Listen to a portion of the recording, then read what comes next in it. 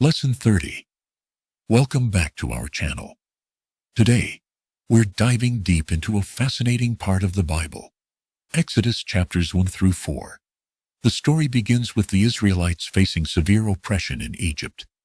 Exodus chapter 1 reveals the tragic plight of God's chosen people. A new Pharaoh arises, one who fears the growing number of Israelites. To control them, he forces them into brutal slavery, hoping to weaken their spirit. And he said unto his people, Behold, the people of the children of Israel are more and mightier than we. Come on, let us deal wisely with them, lest they multiply. And it come to pass, that when there falleth out any war, they join also unto our enemies, and fight against us, and so get them up out of the land. Exodus 1, 9-10. But the more the Israelites are oppressed, the more they multiply. God's covenant promise to Abraham that his descendants would be numerous and blessed began to unfold. Even amid this dire oppression, Moses' mother, Jochebed, hides him for 3 months to protect him from Pharaoh's decree to kill all Hebrew male infants. When she can no longer hide him, she places him in a basket and sets him afloat on the Nile River. And when she could not longer hide him, she took for him an ark of bulrushes and daubed it with slime and with pitch, and put the child therein. And she laid it in the flags by the river's brink. Exodus 2:3. Moses is found by Pharaoh's daughter, and she raises him as her own, giving him a privileged life in the palace. But God had a greater purpose for Moses. In his heart, God planted a desire to one day deliver his people. As Moses grows, he begins to feel the weight of his identity. One day, seeing an Egyptian beating a Hebrew slave, Moses intervenes, killing the Egyptian. Fearing for his life when his actions are discovered, Moses flees to Midian, where he starts a new life as a shepherd.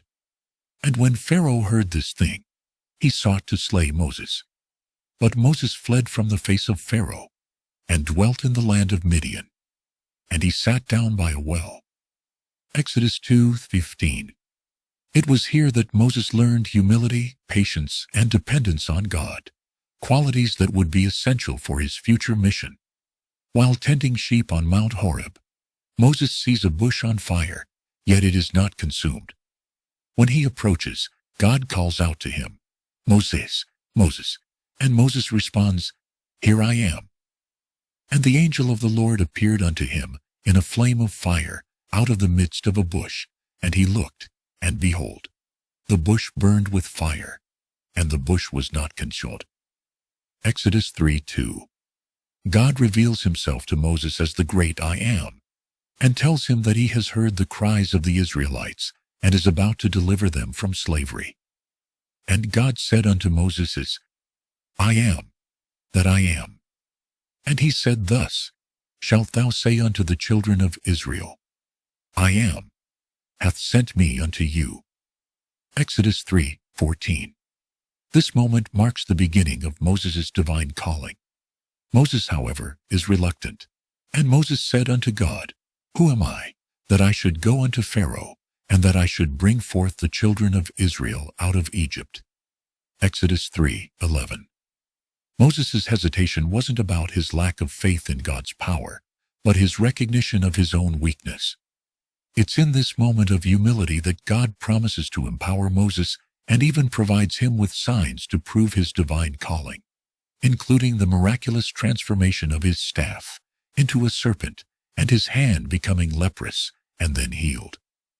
And it shall come to pass, if they will not believe also these 2 signs, neither hearken unto thy voice, that thou shalt take of the water of the river, and pour it upon the dry land. And the water which thou takest out of the river shall become blood upon the dry land. Exodus 4:9. After receiving God's assurances and signs, Moses returns to Egypt, where he reunites with his brother Aaron. Together, they prepare to confront Pharaoh and demand the release of the Israelites. But before they leave, there's an important, often overlooked moment in Exodus 4:24-26, where God confronts Moses about a failure to circumcise his son. This moment reveals that God holds his covenant promises with great seriousness, and even the leader of his people must be faithful in all areas. And it came to pass by the way in the inn that the Lord met him and sought to kill him. Exodus 4:24. Moses' story reminds us that God often calls those who feel unqualified or inadequate, yet he equips them for the tasks he sets before them. His story is a testament to God's faithfulness, showing that despite human weaknesses and doubts, God's will always prevail. Vocabulary. 1. Oppression. Prolonged cruel or unjust treatment or control. The oppression of the Israelites in Egypt led them to cry out to God for help. 2. Deliverance. The action of being rescued or set free. Moses was called by God to lead the Israelites to deliverance from slavery in Egypt. 3. Reluctant, unwilling or hesitant to do something. Moses was reluctant to take on the task of confronting Pharaoh, feeling unworthy of the mission. 4. Perseverance. Persistence in doing something, despite difficulty or delay in achieving success. Despite the harsh conditions, the Israelites showed great perseverance as they multiplied in number. 5. Humility.